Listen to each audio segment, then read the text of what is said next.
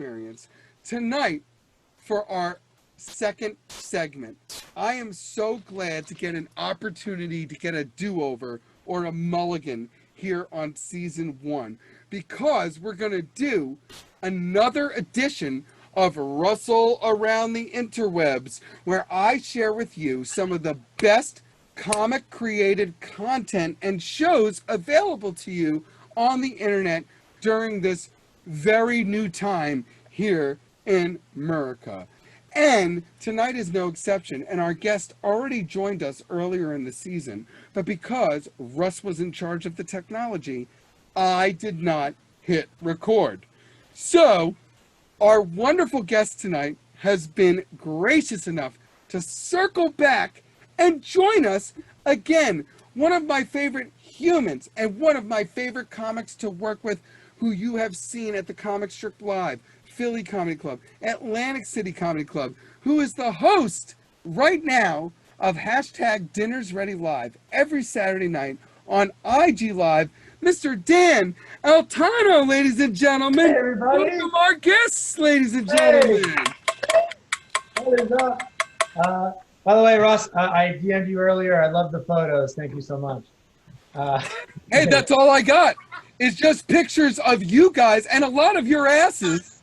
I like a nice over-the-shoulder shot, but Nice. Nothing to speak of otherwise. You know what I mean? I text you, I love you. Probably want to leave. You know that. Yeah, no, like the amount of I love you or thanks boo is mostly from, you know, males in their late 30s. It's not a good look for a guy who went to school for musical theater but is married to a woman. There's already a lot of suspicion out there. So I'm in my mid to late 30s, right? I'm 36. All right, that's yeah, I knew you were younger than me. I knew you were younger than me, and I always think of generally everybody younger than me because I'm such an old Jew about everything. So, but you are a beautiful, beautiful little baby boy in my eyes. Yeah. This is my buddy Luke. Luke is actually my co-host on Dinners Ready Live. Luke is the co-host. Rocco is somewhere off camera. So, Luke is 3 years old, and he has a nap today, and it's 9:20. So let's see what happens. Hey, this is what's up. Everybody's learning from home. It's virtual learning for Luke tonight about DMs. So, well, Russ, I just want to say that I the show did not record, but it's typical. I'm used to it. I am a middle child. Right. Like I went home recently to my family's house, and we were looking at family photos, and I wasn't in a lot of them. Like a bunch of them. Yeah. My God. I was like, Dad, why am I not in a lot of these photos? And he goes, I don't know. You were probably busy or something. I was 9. I was 9. You're probably taking the picture. He's like, Dad, go set the timer. You know? Yeah, that's right. I was taking the picture all the time. But I'm excited to be here.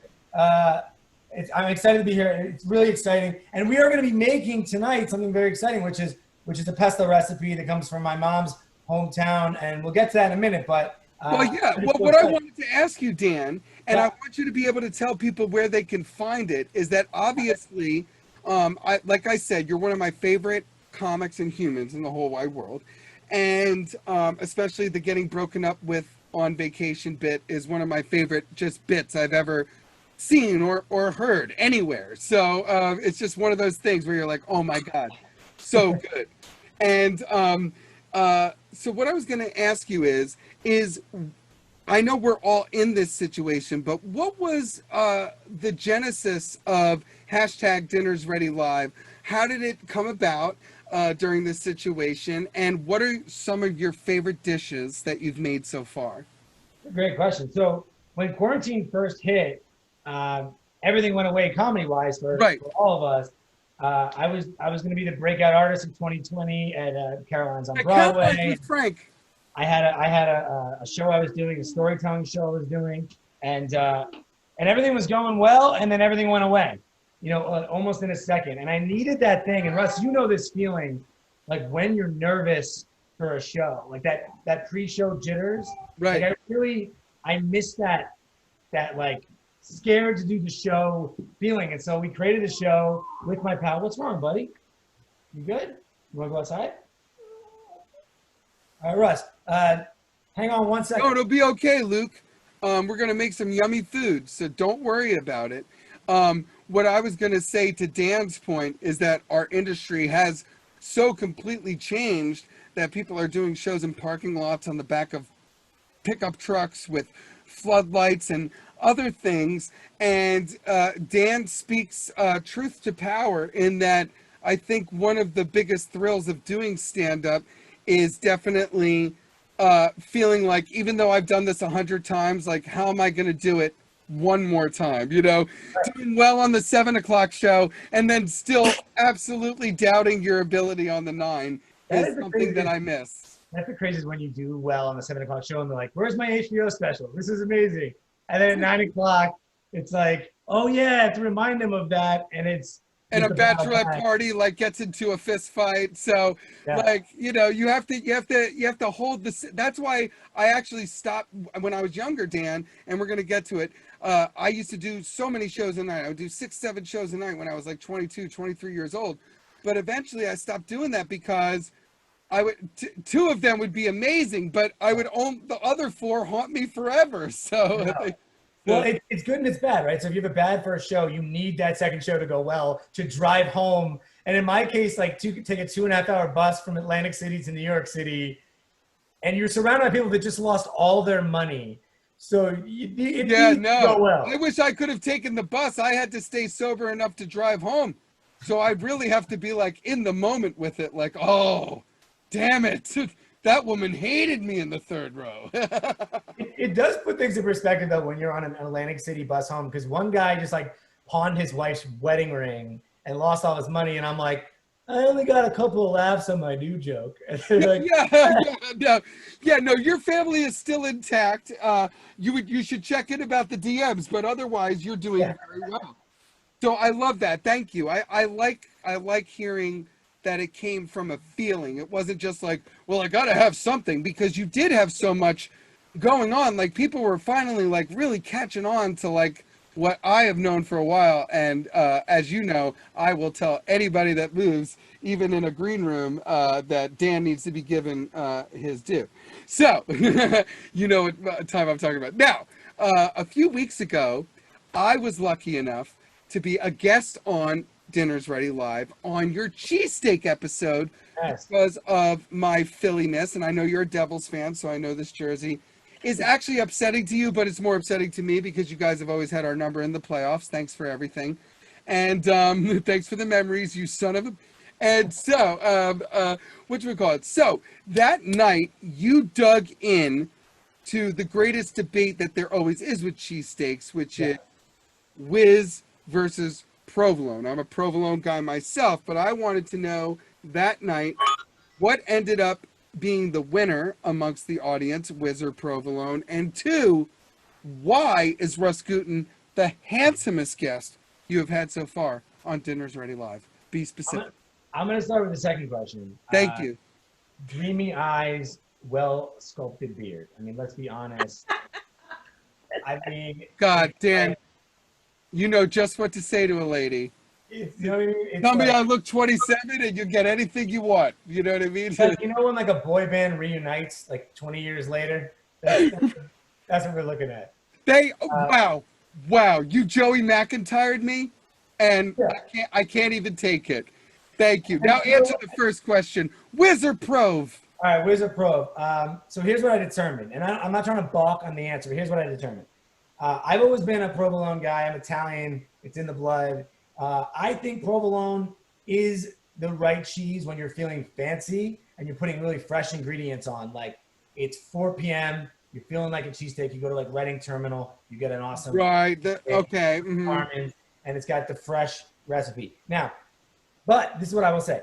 Whiz, when it's 3 o'clock in the morning and you're hammered in the middle of the street and you go to some weird line where only the people that are there know about it, and you're putting crap on it and there's chicken fingers on it and everything, like onion rings on it, it's fine. It's like at that point, why are you being fancy? It's like no one's fancy at 4 o'clock in the morning. Like, lights have never come on last call at a bar and everyone's feeling fancy. All Right, let's there's go no home. brie cheese at last call. You know what I mean? Like, it's Exactly. Cheese Whiz, baby. Cheese Whiz is you won the playoffs. It's 4 in the morning. I have no idea where I even left my car.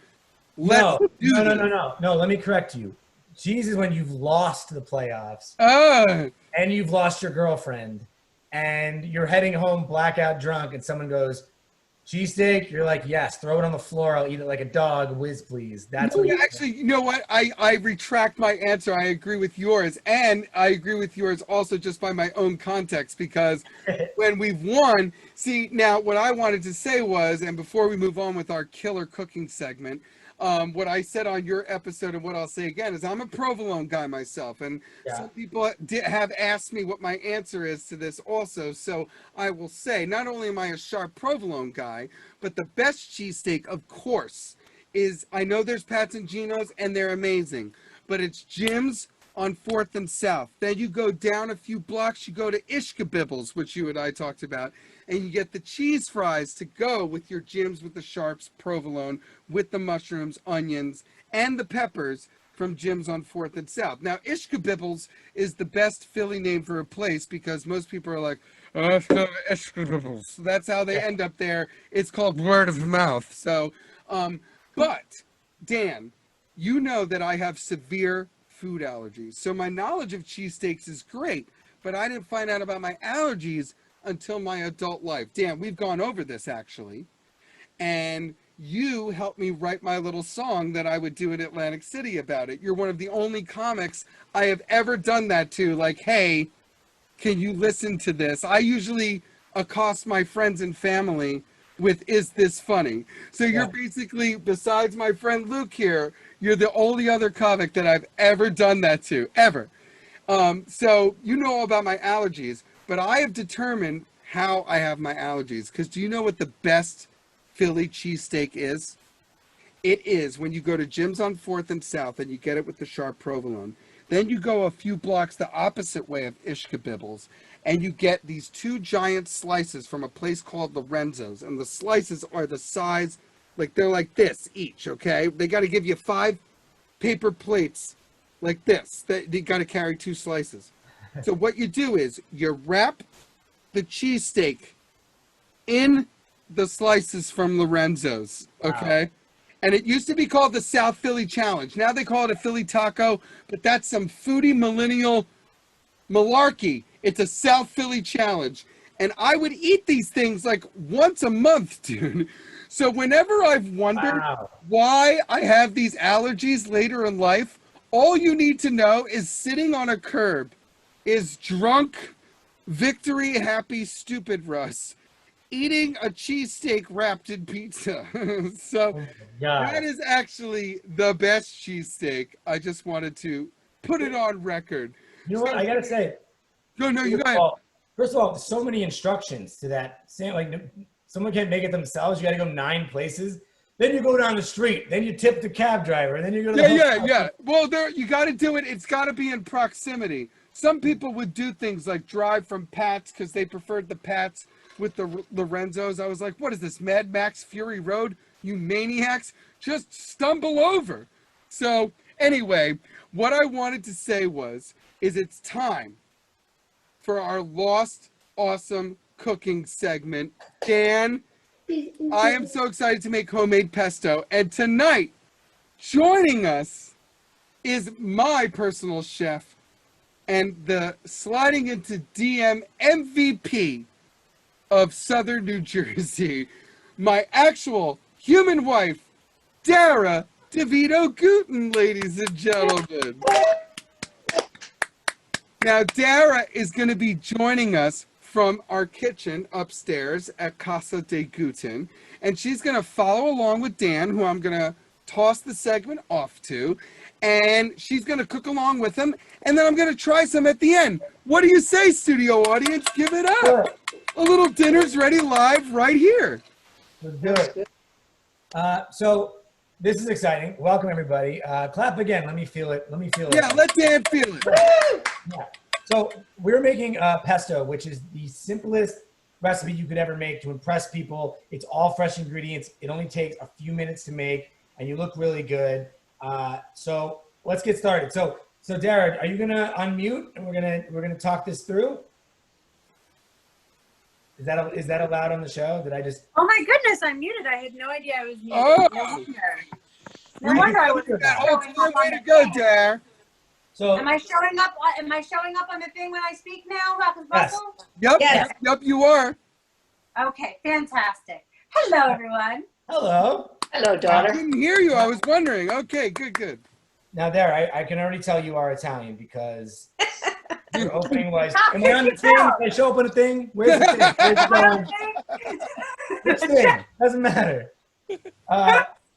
Dara, now as an Italian, you know that I'm going to give you measurements, and you don't need to use any of them because I will not. I will not use them. when it comes to pasta, when it comes to sauce, do whatever you feel. If you're a garlic person, a salt person, pepper person, go crazy. So I'm gonna give you like the baseline stuff, but then really there's no way to mess this recipe up as long as you have a lot of the ingredients. So do you have basil? I do. Okay. So I oh, right there. Oh wow, that's nice basil. So the first thing you have to do is you're gonna rip 2 cups of fresh basil or just a bunch of fresh basil. So it's here's like one piece of basil right here, like a smaller piece. Just rip that in thirds. So 3 you're cups. just ripping. You're not even cutting. You're just ripping. No, you got to rip with the hands. It's the ripping of the basil. It sounds like a festival, but it's like a tradition. It's delicious. And you're throwing it right into the blender. Yes, right into the blender. If you want to measure it out, but again, we're not measuring, right? So I need to measure nothing. Rip that up. I love it. My mom would always give me recipes, and she's like, "Yeah, put like 4 or 3 or like 9. Yeah, you know what? Just put tomatoes, some salt, a punch, a pinch," and I'd be like, "All right, I'm gonna get one. That's fine." So, Your mom was your mom off the boat? oh yeah, my mom was off the boat, which by the way is amazing because she And told me God, that, and God bless and God rest your mother. And you have a wonderful charity that you were doing events for too in her honor, correct? yes, Isabella Foundation. We have a scholarship in her name. She actually told me, which was interesting. She was like, "Yeah, people were really racist to Italians when she got off the boat. Like right up, literally the day she got off the boat, they were yelling things." And I was like, "What were they yelling at you?" She goes, "They were yelling that we were in the mafia." And I was like, Oh wow. "That's probably the dumbest thing to yell at a boat full of Italians." Yeah. Because the chances are, some of them are probably in the mafia. Yeah, like 3 out of 80, at least 3 out of 80. Wow. Right. So it's like, Now "Hey, you you're in the on mafia?" And they're like, "Yeah." Who's asking? Yeah. How could I help you? Yeah. Yeah. And you know, What the other part thing of is interesting. Italy? What I have part of a- Italy was your mom from? The heel of the boot, it's called Bari, B-A-R-I. Oh, I know Bari. You do? Yes, I know. But actually, when I lived in Italy in college, there was a particular Italian boy who I fancied, and they said that Does he have a Facebook profile? I've never. My mother's listening. I can't go into that. Yeah, But, yeah, Dara, fancied really cleaned it up, all right? Yeah. They always said that. They always said that people from Bari had a testadura. They had a heart. They were hard-headed. They were stubborn. Yes, that would define my entire family. But you know what? But what's interesting is, so you know, during COVID, when everything first happened, Italy was one of the first countries to get hit, and my cousin Vinny, and yes, I have and yes, he is a lawyer, but that's not the point. Macho, is that you? He called me. He's like, "Dan, COVID's in Italy. People are going to be racist against Italians again." I'm like, "All right, let's tone it down. What would people even say to an Italian? Like you're walking down the street with your family and they're like, 'Hey, Italian, I heard that in your country, your food is amazing. It's amazing. Like famously incredible.'" I heard gnocchi is just like soft potatoes, man. Yeah. Oh Yeah, yeah, I heard. bird, sick bird. I heard that in Italy, women get 1 year paid maternity leave. I know, yeah. How terrible, right? Yeah.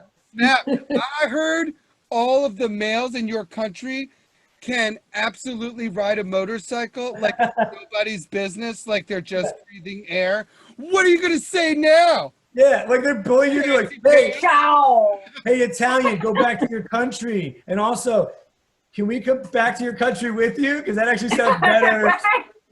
Actually, it sounds really nice.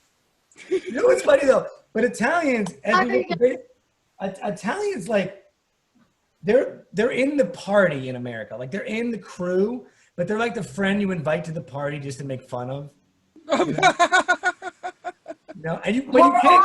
We're all Joey on friends. Jews get that. Yeah, but you can't Every kick single Italians. one of us. You can't kick Every Italians single one out of us the is party, Joey. right? You Yep. can't kick us out of the party because we cater. You are the party. Italians are the party. Everybody knows. Are the party. Where my mom grew up in Yonkers was the Jewish Italian section. So Right. their next door neighbor was the person named Junior next door who made all the food. She was a lady. Junior was a lady. So I'll never forget that. Junior wasn't the lady. Everybody's got an Aunt Tony. Every Italian has an Aunt Tony. All of them. That is true. Oh, it was Tony and Junior. So it's Aunt Tony Junior. All right. Well, I'm Tony sorry, was the- but I never met a lady named Tony either at that point. The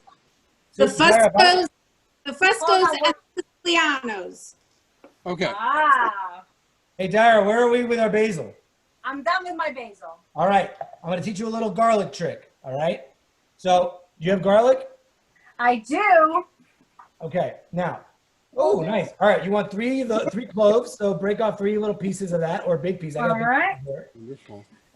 Now, you want to get your biggest knife that you got, the one you pull out when you're really mad at someone. Yeah, I know. Who are you? You mean Russell? Yes. And here's what you're gonna do.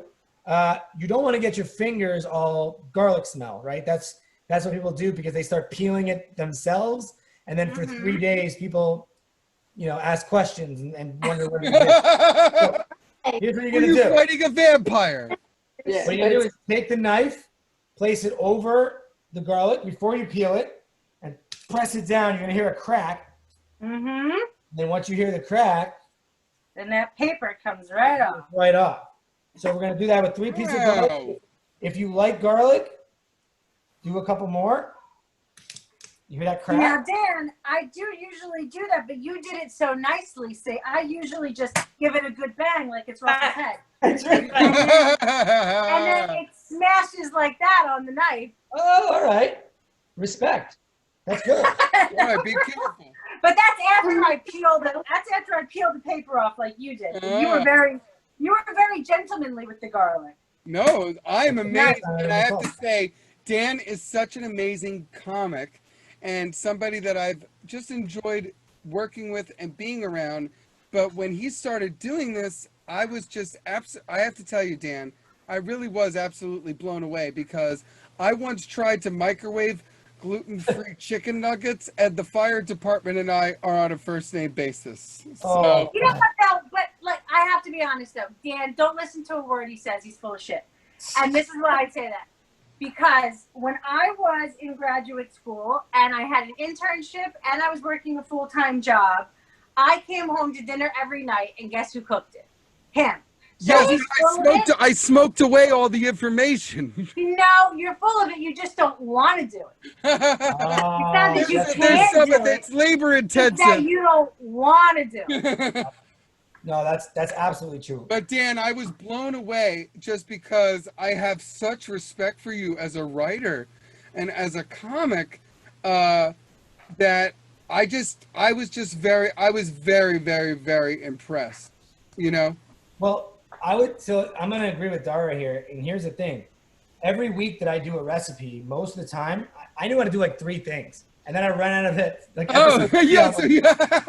episode 3, I was like, oh no. Oh no, they picked it up the series. Yeah.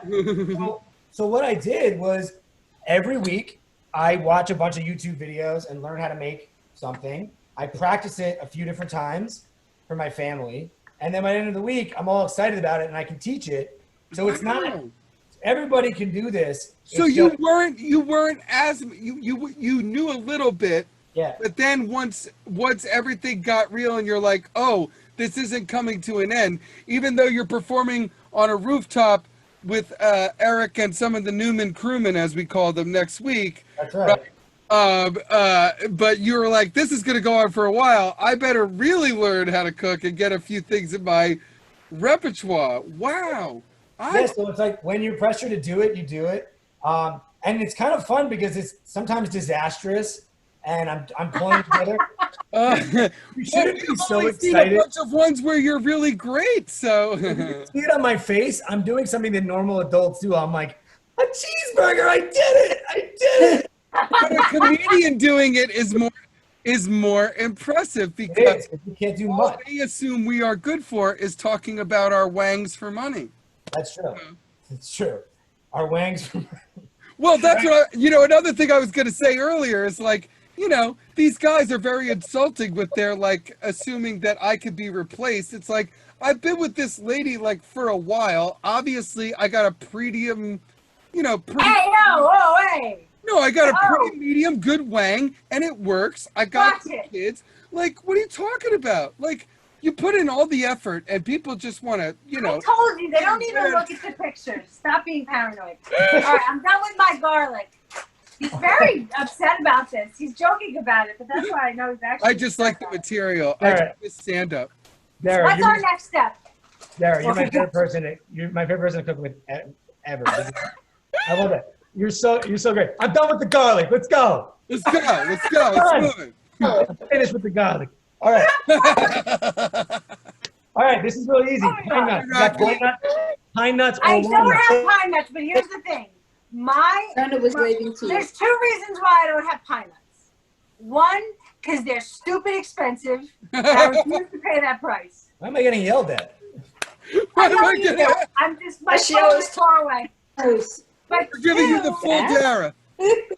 But two, my mother actually always uses walnuts in her okay. pesto. Walnut. Oh. So I'm going to use walnuts. Oh, so you say you think you're better than me? Oh, that's fine. Thank you. I think that I don't have the money for pine nuts because my husband's unemployed. Yeah. Oh, Hey, okay. what do you want? Hey, I got that big pine nut money. I'm just killing it. out here. Big Pine Nut doesn't want you to know. I'm doing a cooking show on Instagram. Pine Wait. nut money. You corporate no. Pine Nut stooge. Have All you right. ever gone into an Italian bakery and asked them for a tray of pinoli cookies? I You know have. how much that'll cost? They're Yeah. like, give us $1,000 and your firstborn, and you can have this tray of pinoli cookies. It's ridiculous. All right. I won't pay it. Dara, put your little Yeah. medium wang walnuts into the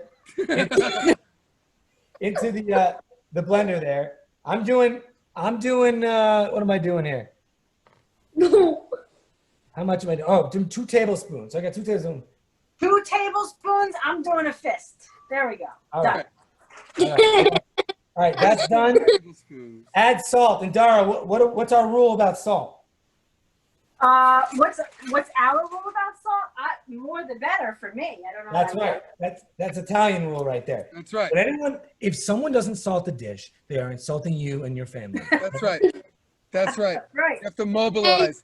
No, I know- it isn't a front. It's an act of war. It's an I have- act of war. I have a relative. and I won't say who she is, but she told me, she's Italian. She told me she's never salted her dish. And I didn't say this, but I wanted to say, that's why you're still single. I didn't say it. Oh, no. But you said it here. So we got it. We Could you? got it. Oh yeah, this one's going to record. Great. That's right. That's right. And we have, this is true. We have upwards of potentially a dozen fans. Yes. Now, Dara, The Dara, baker's dozen. Dara, add the salt in here. And the last thing we're going to do before we blend is, this actually should matter in the measurements, is about a 1/2 cup olive oil. The key is you don't want to put too much, because if you get too oily and too much. So about 1/2 cup.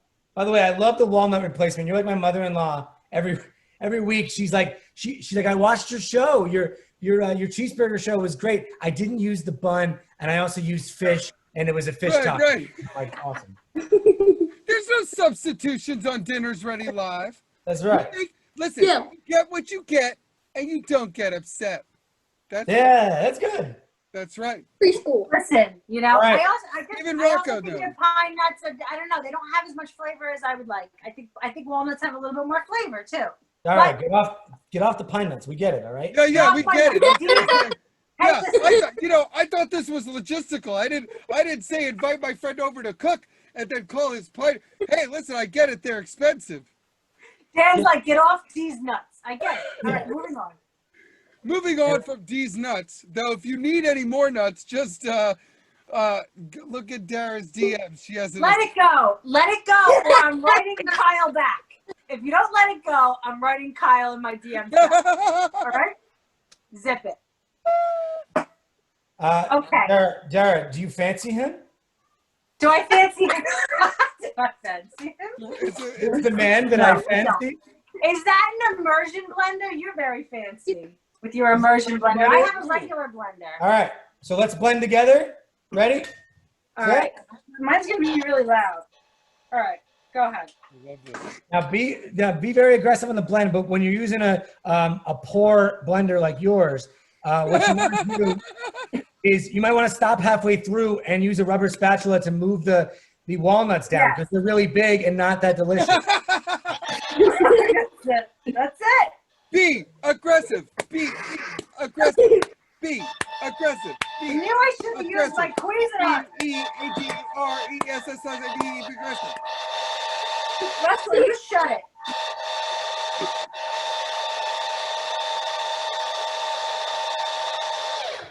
Sounds like when I'm buzzing my perfect beard. Dara, how are you doing with your old blender? How do you do with your rickety blender? Shut up. How's your peasant blender? Is it you? My peasant blender is, listen. I didn't know we were using fancy immersion blenders, all right, Mr. Pine Nut? With your pine nut money? Rachel Ray now. With your pine nut money and your immersion blender? With your big pine nut money, you corporate. You fancy immersion pine nuts. I had never even heard the word immersion. I thought that had something to do with the DMs. There we go. Turning into an argument over a Zoom show. Now it's moving. No, I never anticipated a combative element. This is awesome. I love this. No, Dan. All right, I'm good. That the thing is that this is what it's all about. It's all about busting chops and breaking balls. And Dara can attest to when I emphatically insist that somebody is like one of the best people I've ever met, you're just tops on that list, and I just think the world of you. Nobody can hear you over that blender. You might want to compliment him again. Oh, I'm sorry. Was that not heard? Oh. Yeah, not over my blender. You want to help me? Okay. We're Probably should mute gonna bring myself. Luke back on the show. All right, Luke and Rocco is there too. My son Rocco is there. This is Luke, everybody. Hey, Luke. Now, Dara, now, Luke, what is the allergy when you eat too many pine nuts? Pine mouth. Pine mouth. That's a real allergy. What? Wow. I didn't know that. Do I have Look that that one up. too? It's something that only happens to rich people. Now, Yes. what I want to do. Now, Dara, I have my ingredients blended. Yes, you do. I'm adding it into just a bowl right here. All right. So you have a bowl right there. Now you're going to do 3 more things before you're done. Okay. Hold Now, on. Getting the bowl. You're going to beat in cheese. Now, what kind of cheese do you have? I have Parmesan. All right. Now, I am allowed to eat Parmesan once every 6 months, and this is very exciting. so you could do Parmesan, and you add Parmesan Pecorino, which will add a little bit more salty flavor. So Parmesan and Parmesan Pecorino. So I have 2 different kinds of cheeses because I'm fancy, and I'm gonna. All right, we've established this. Now you're going to. Fanciest. Now you're gonna beat in the cheese or put it in on a spoon and just stir it. Luke, can you stir that? Oh, wow, Luke, you're doing great. You see, this is This is what you show people when you say you can't cook, and you shame them by having a 3-year-old do it. Right, that's right. Now I know I'm not off the hook. I am officially Approximately on the how hook. much cheese are you putting in? I'm putting in half cup Parmesan and about 2 tablespoons of the Romano Pecorino. So the Okay. Pecorino Romano and the Parmesan. Good.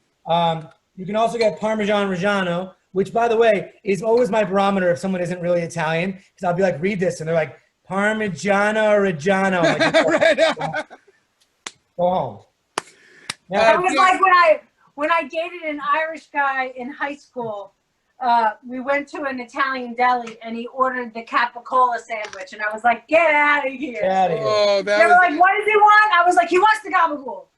By the way, Dara, I love your dating stories. Yeah, no, she's got so many of them. Your Do cooking you want to be one? your cooking show is like, But cooking shout out, show. Brett Ernst, who is also on Cobra Kai, great comedian. He has a great bit about Italians that grow up in America who, have a totally American accent, but if you go to a deli, they're like, yeah, so I'm thinking about, getting to practice a little later on Wednesday. Give me the gabagool. yeah. Give me the gabagool. He does the body and everything. It's great. Yeah, but by the way, I can't wait to watch Dara's cooking show. Every dish is inspired by an ex-boyfriend. Yeah, no, this is good. All right, next, Dara, the last ingredient. You have to go pee-pee? All right, go ahead, pal. Me too, Luke. A lot, because I'm 41 now. So I'll tell you, when you're 41, here's a little spoiler alert. You have to go pee-pee literally all the time. All right, Dara, the last thing is a little bit of butter. But what I mean by that is like half a stick of butter. And I'm actually serious. Yeah. And make sure it's room temperature. Do you have it room temperature? Okay, yes, but I have to use Russell's special butter because he's gonna eat it. I'm Special sorry. needs butter.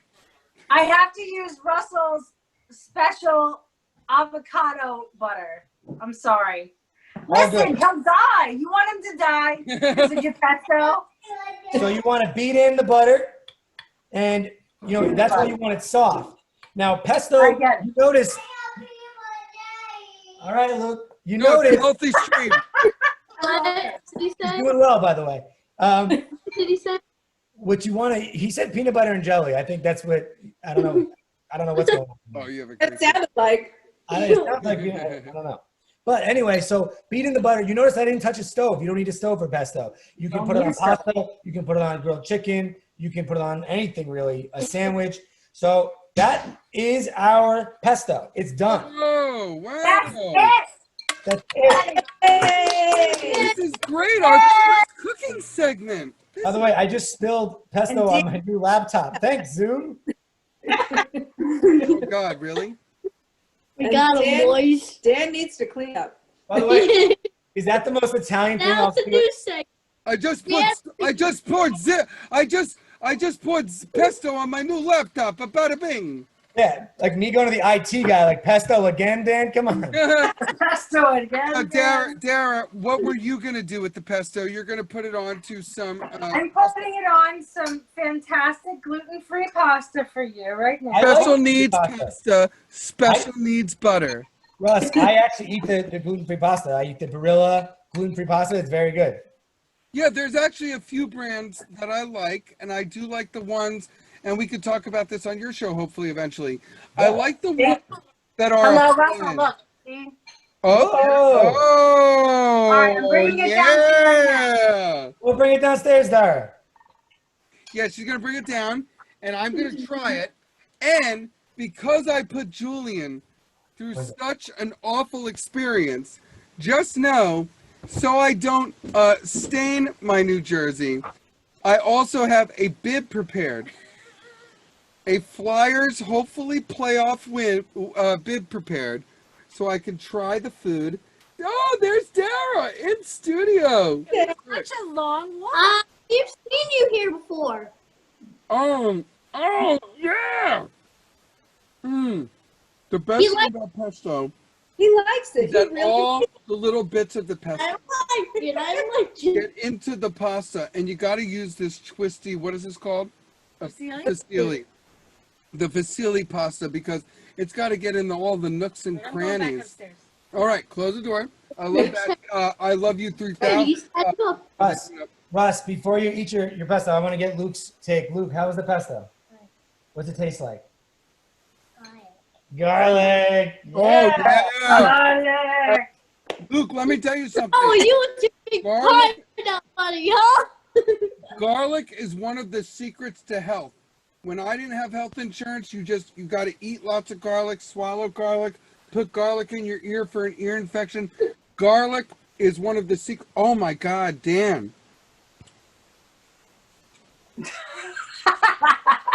Well, I will tell you this. I don't know if the Flyers have another playoff game to play or if they won. So I am either going to eat all of this pesto and whatever's left with my hands and face, I will smear it on me like war paint, or I will eat it in a shame spiral for what I did to Julian. Dan, I can't thank you enough for circling back and doing the lost segment of Russell Around the Interwebs and making homemade pesto on the RUS GUTIN Experience. I hope you'll join us again. Give it up for Dan. Thanks, guys. And I just wanted to say, Russ, I love you. Dara, you're the best. Russ, while you're eating it, close your eyes and just imagine it's with pine nuts. Thanks, guys. Oh, that was wonderful, Dan. And thank you, Luke, the co-host. Give it up for Dan one more time, ladies and gentlemen. Now,